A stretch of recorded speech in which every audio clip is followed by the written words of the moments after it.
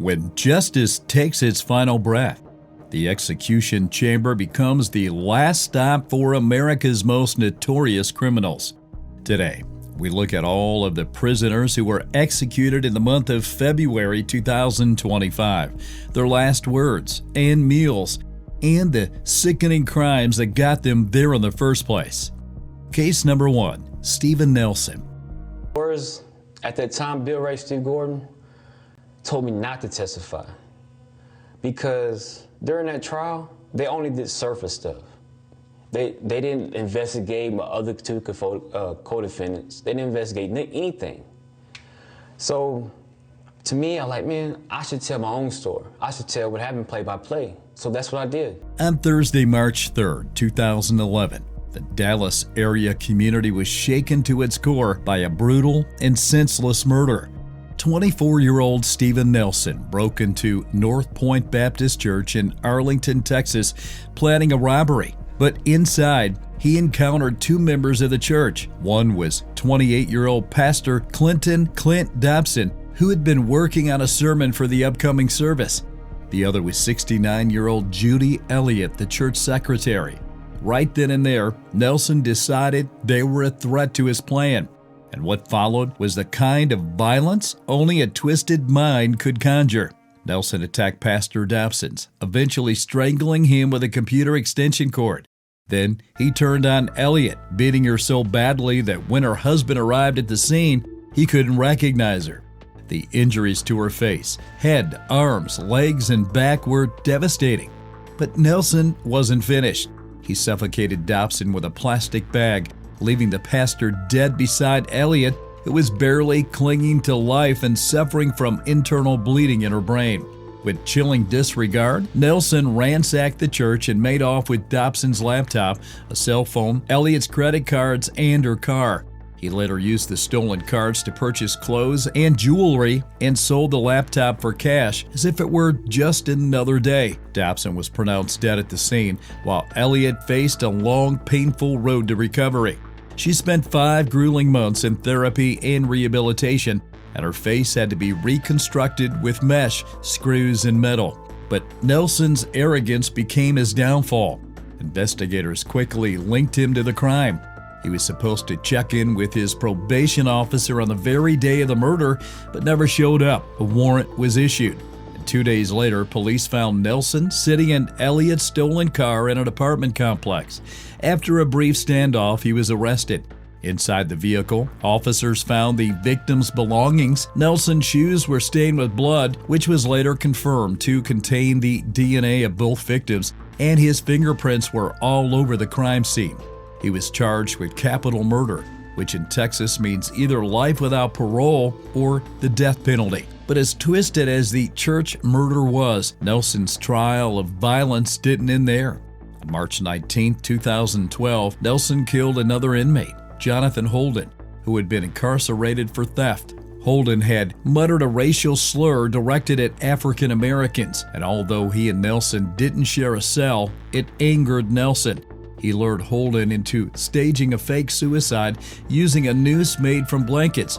Once Holden complied, Nelson struck, bracing his feet against the cell's bars and pulling with both hands to tighten the noose. Holden died in 4 minutes. The murder was discovered and Nelson was moved to another cell in the same hallway as he was already in solitary confinement. The man was clearly a cold-blooded monster, but when Nelson got to court, he told a different story. On October 1st, 2012, Nelson stood trial for the murder of Clint Dobson. Instead of owning up to his crimes, he blamed 2 friends, Anthony Springs and Claude Jefferson, as the ones who murdered Dobson. While he agreed that he'd stolen the victim's belongings, he pinned the assault and murder on the 2 men, claiming he'd only stayed outside the church, acting as a lookout. But Jefferson had been away at university and Springs' phone was more than 30 miles away at the time of the murder.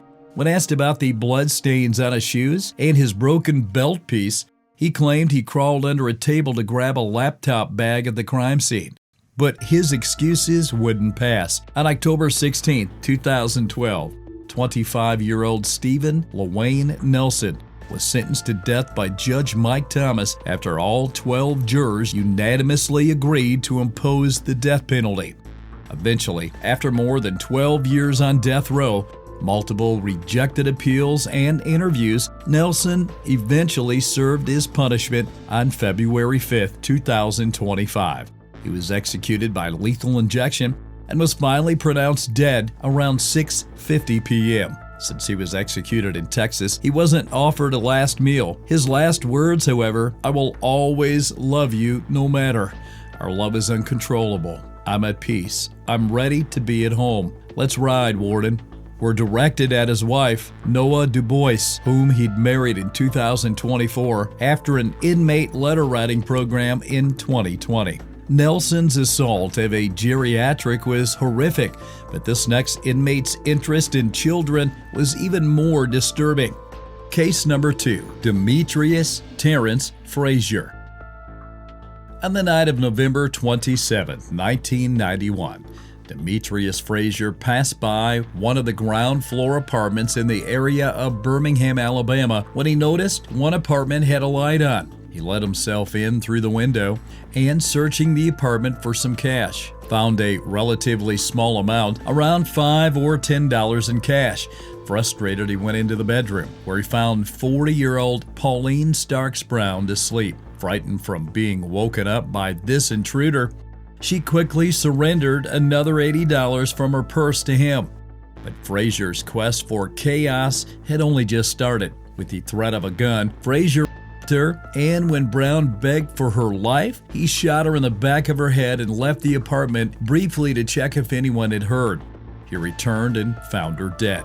Yet, this cold murderer stayed in the apartment to search for some more money and even ate some food before finally disposing the gun and leaving the apartment. Her lifeless body was found the next day by Tyrone Mitchell, a co-worker whom she was supposed to give a lift to work the next day. Yet somehow, Frazier remained a free man with his name in the clear. Emboldened by his ability to evade the law, Frazier struck again, this time on March 8, 1992 in Michigan. His victim? A 14-year-old runaway named Crystal Kendrick. Frazier had kidnapped the minor, Kendrick, and held her in an abandoned house, preparing to rape her. The child tried to escape but was shot in the back of her head by Frazier.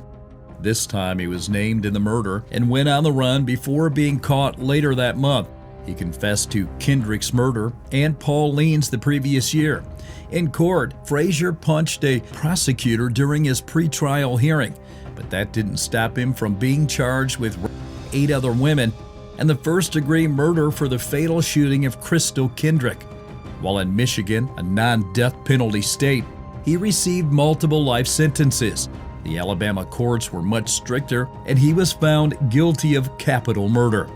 Enraged, he lashed out at the jury, most of whom were white jurors, for being allegedly racist toward him and even threw a pen at them. But his racially driven outburst meant nothing, and he was given the death penalty. From 1993 to 2011, he served his life sentences and from then on was placed on death row. After exhausting his regular appeals, the appointed day finally came on February 6, 2025, when 52-year-old Demetrius Torrance Frazier was put to death by nitrogen hypoxia in the Holman Correctional Facility. Before his execution began, his final meal consisted of a meal from Taco Bell, a beefy 5-layer burrito, a chicken chalupa supreme, beef crunchy tacos, chips and dip, and a Mountain Dew. Frazier also received a final visit from his mother, sister, and counsel before the death sentence was carried out. In his last words, he apologized to the surviving friends and family of Brown, his first victim, and also the African American community, stating that her death should never have happened. 26 minutes after the execution began, Frazier breathed his last around 6:36 p.m. He was said to have made a few gasping breaths at first before it transitioned to a series of sporadic breaths, and by 6:21 p.m., his body became completely still before he finally died by 6:36 p.m. Frazier might have seen the evil in his actions, but this next murderer was defiant till the very end. Case number 3, James Ford.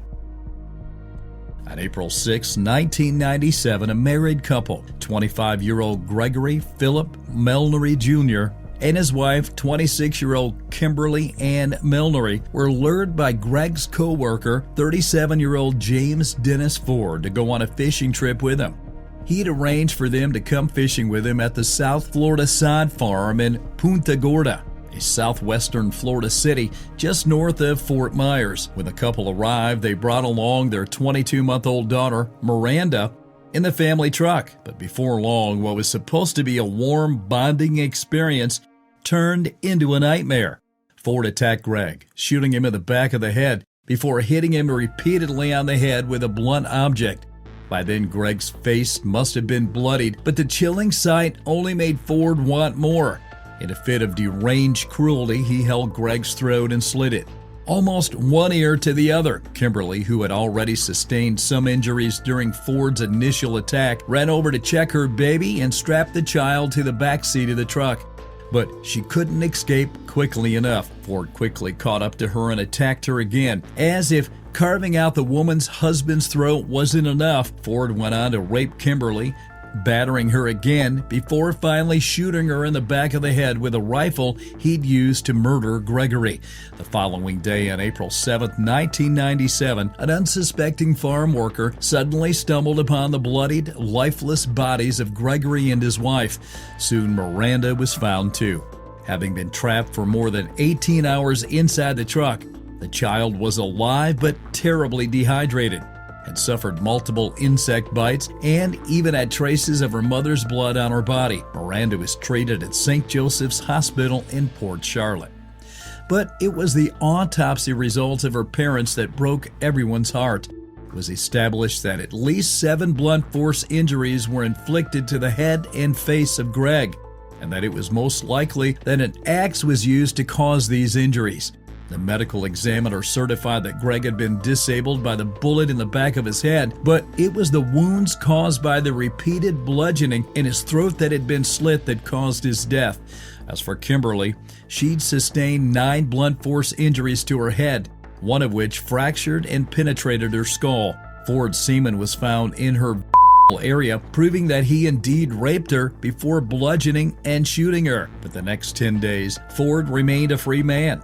However, as investigators found him to have been the last person with the couple, he was finally arrested on April 17, 1997.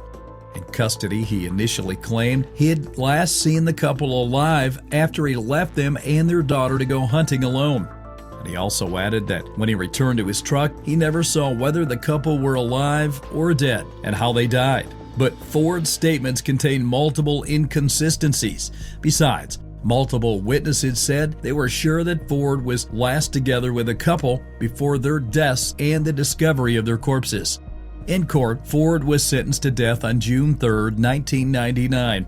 He was immediately placed on death row, and multiple appeals were made, but each got turned down. Finally, on January 10, 2025, Florida Governor Ron DeSantis signed Ford's death warrant. The appointed date came on February 13, 2025, when 64-year-old Ford was put to death by lethal injection at 6:19 p.m. in Florida State Prison. Before he was eventually given the needle, Ford received final visits from 3 of his family members. For his final meal, he had a steak, macaroni and cheese, fried okra, sweet potato, pumpkin pie, and sweet tea. But unlike many other death row inmates, Ford declined to make a final statement. Ford might have kept mum in his final moments, but this next inmate, who was executed the same day, had quite a lot to say in his final moments. Case number 4, Richard Lee Tabler. Between Thanksgiving Day, November 26, 2004, and November 28, 2004, Richard Lee Tabler committed one of the most brazen acts of revenge crime ever witnessed in Texas. Before that, Tabler, 25, had been working at a strip club in Killeen as part of his efforts to get clean after a series of prison stints for dealing in hard drugs. The club was owned by 28-year-old Muhammad Amin Ramani. who fired him after a conflict. Romney had also threatened to wipe out Tabler's mother and sister for $10.